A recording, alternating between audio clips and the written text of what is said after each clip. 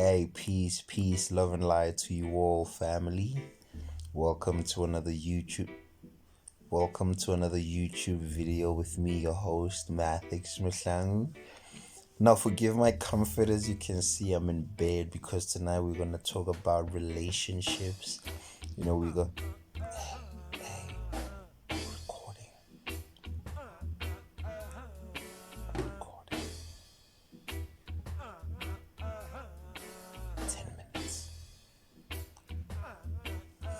Welcome to another video. So today we're going to talk about relationships. We're going to get kinky, we're going to get deep, we're going to get smooth, we're going to get, we're just going to break it down. This is an introduction because the topic of relationships, it's so vast, it's so vast in the sense that relationships exist outside of just biology of male and female. Energies, relationships, positive and negative. When you have two, then you have a relationship because it takes two to tango. You know what I'm saying? So wherever you have two forms of energy, there's a relationship, and those energies could be positive and positive, or negative and negative to differing degrees, but then that's a relationship right there. But now we're going to be talking about the human type of relationship. So now the first thing that you need to understand when it comes to relationships is that we as humans are very vast, and we are multidimensional, and we exist in many spaces and in many places at the same time. So now that automatically means that relationships themselves will be vast because the people in those relationships are vast. And we need to understand that since our souls are eternal, we are dealing with incarnations and life experiences that go back millennia. So some people in your life, be it your parents, be it your friends at school, be it your romantic relationship, whatever it is, your brother, your teacher at school, you find that you had different experiences with these people. I'll give you an example. You could have your younger brother, and you find that in the past life he was your father. You could be dealing with your grandmother. I find that in the past life she was your daughter.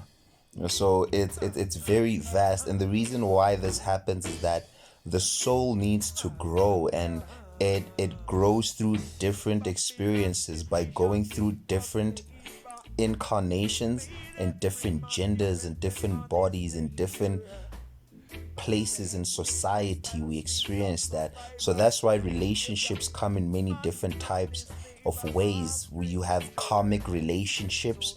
So you have those relationships that you are with someone to deal with basically karma, and those relationships usually don't last long, which means that there's something that you have to learn. It's quick and it's out. That's a karmic relationship. It's very fast. And then you have soul relationships. Now I'm talking about romantically involved. It could be man and woman and woman, or man and woman. It doesn't really matter. Remember that relationships, it's energy. It's energies, and you yourself are androgynous. So it could be that in you could have been with someone in your past life, and there's something that you need to deal with. There's a certain lesson that was left unlearned, and so in this lifetime you will gravitate again towards that partner. And usually what happens with these relationships is that they are quick-lived. The passion is quick, the sex, all of that, it's intense. Like, things happen very intense in these type of relationships. And then you get other types of relationships. So they are very vast. You get soul relationships, and you get what these days people know or call twin flame relationships.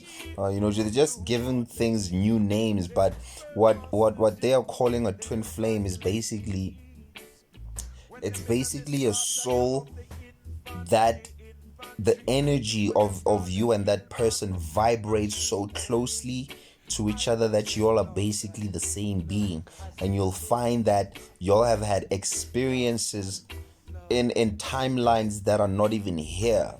You find that you don't remember them from recent memory, they are so ancient.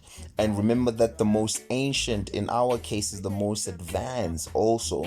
So y'all could have been dealing with relationships in the inception of humans, when relationships were telepathic, when relationships were not about the material, when they were still dealing with spiritual evolution. So the reason why they say so many so-called twin flames are incarnating or reincarnating in this particular time and age is because relationships are also changing along with the changing of consciousness. There's new types of relationships that are taking place here, and these type of relationships also are very they are new. They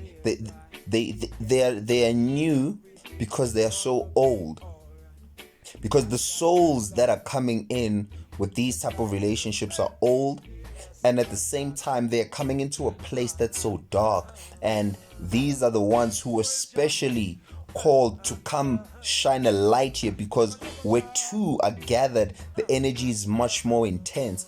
And you find that what happens with twin flames and all these soulmates, whatever title you try to give it, it's all a matter of how closely to each other you vibrate. You could call it whatever, but basically with these divine relationships, with these Isis and Osiris's, is that they for thousands of years they've been missing each other in incarnations. So let's say one would incarnate in the 1300s, and then one will incarnate in the 1600s, and then one would have incarnated in 10,000 BC, one would have incarnated in Atlantis, another one in Lemuria. And you'll find that for thousands of years they've just been missing each other, but the souls recognize each other.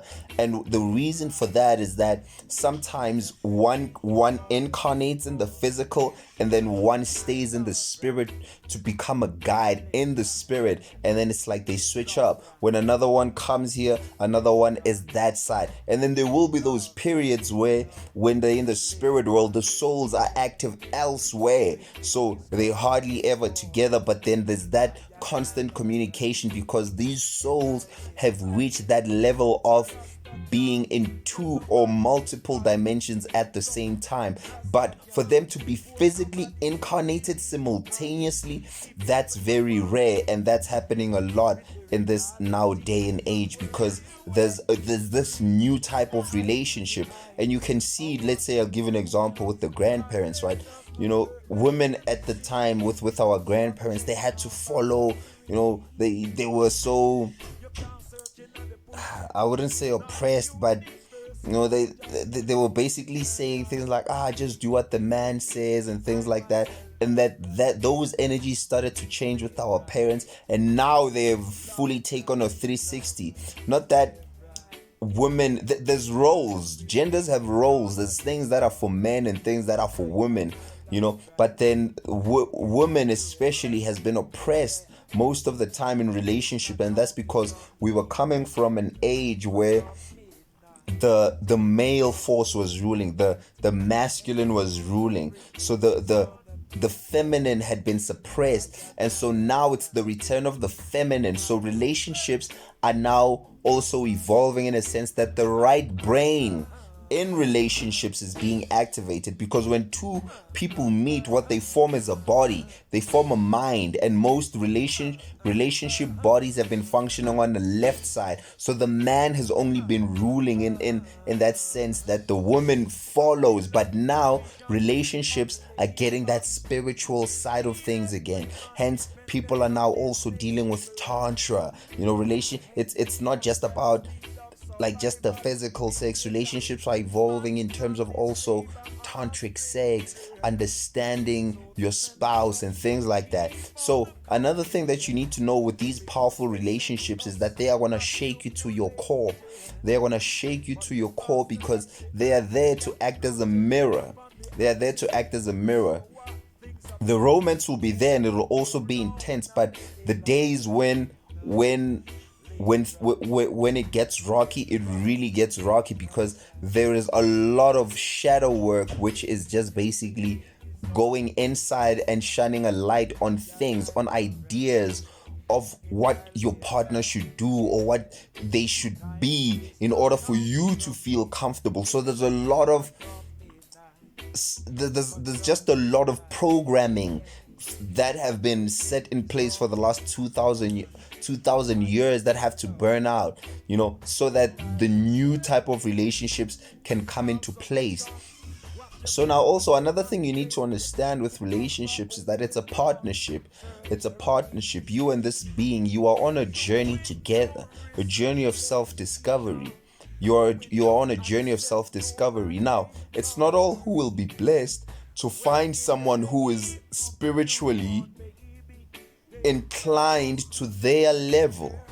But when that does happen, that is the most beautiful thing, and you should hold on to that, because when you have someone spiritual, you are now dealing with things on all levels. Whereas I know I have a couple of friends where they say that I wish my spouse, whenever I brought up the spiritual things, that she wouldn't freak out, or that he wouldn't freak out, that he would meet me halfway, but he seems to think I'm crazy, so that does happen also, that there's people who you have ties to, but they don't expand into those higher realms. So it's not a full relationship. It's not a fully activated thing, because you also have to understand that there's young souls and there's old souls. I was telling one of my friends, I was like, the reason why I feel that your man and then the things are not working out is that sometimes you can't, when you sit in silence with your spouse, a lot of talking takes place there because your souls are talking, but you find that sometimes someone in that relationship has a young soul. So when you guys are sitting, let's say you're just watching TV, sometimes your souls and your spirits travel, and you find that the older the soul, the further they can reach deeper and further into other realms of the universe. Whereas if it's a younger soul, there's certain parts where they can't go. So relationships, they're so vast and so beautiful, in a sense that you have to appreciate it. And in our day and age, it's because you could be dealing with polygamy, you could have multiple partners, you could be dealing with just you and one partner. It's so vast in terms of how you do it, but the sharing of energy is going to be what is different, because when you are dealing with multiple partners, what happens is that your energy goes to multiple people.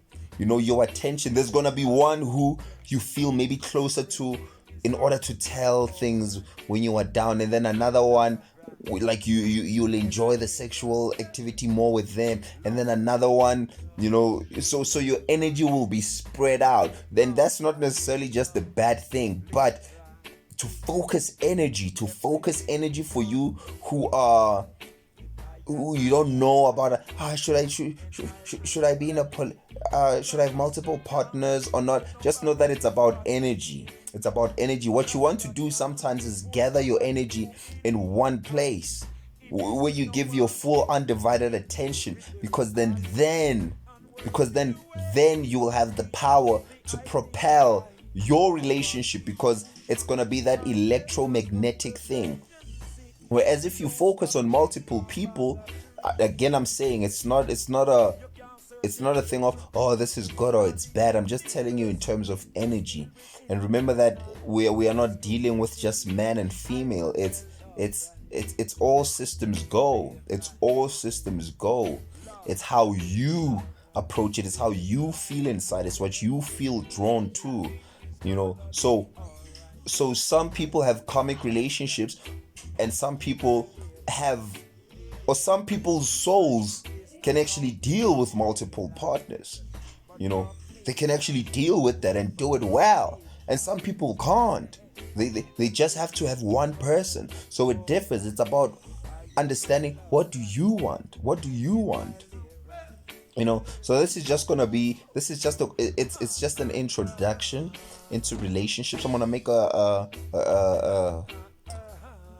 proper video about relationships. Here I was just like touching on everything at the same time to just show you how vast the topics can go when it comes to relationships, because you are dealing with past lives, you are dealing with karma, you are dealing with like twin souls or soulmates, you are dealing with so many things, you are dealing with androgyny, you are dealing with same gender, different gender. It's vast. It's very vast.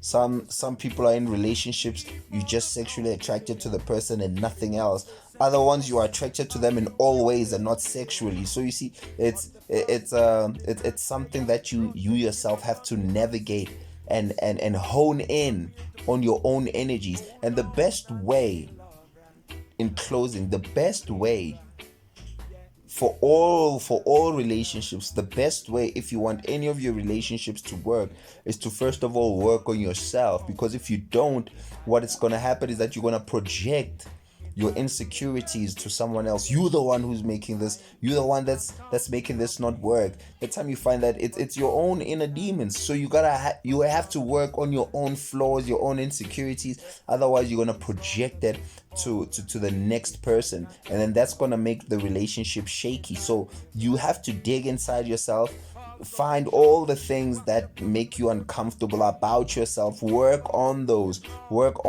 things, so that when you find your partner, you don't say such things as, no, you complete me. There's no such thing. You are already a complete being. You must approach it like that. Think of yourself as a full circle, and then your partner is a full circle, and then when you guys come together, you create what is known as the vesica Pisces. So it's two complete wholes coming together.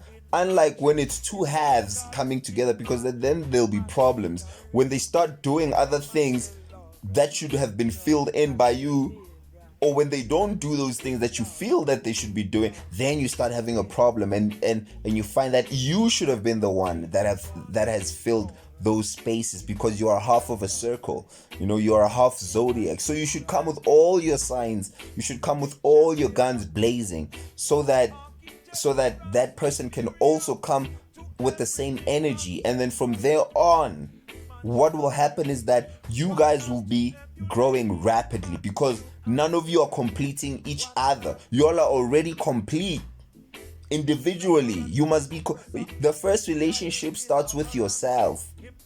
That's where it starts. And then when you understand yourself and you have united your left brain, right brain, then you can externally manifest truly someone who is for you and who will help you get to those levels of yourself. But if you don't do it inside, forget it. Even if you have relationships, most of the time they won't last, or even if they do last, you'll be in a relationship, but you'll feel like you're single. There'll be no substance, there'll be no juice.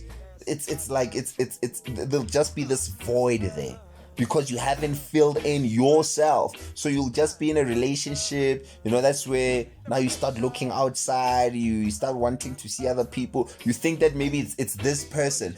This person is not fulfilling me. No, it's not this person. You yourself are not fulfilled, because you can go to multiple people, but that void will still be there. So don't have that misconception that it's them. She doesn't have this, he doesn't have this.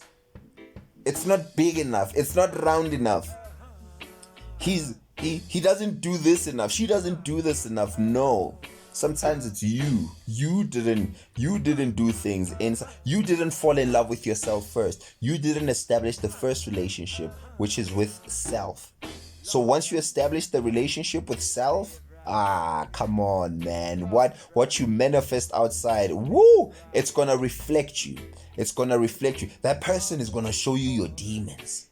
And at the same time, that person is gonna show you your highest angels. Because now you are dealing with God level type of relationships. Not half, you complete me. No.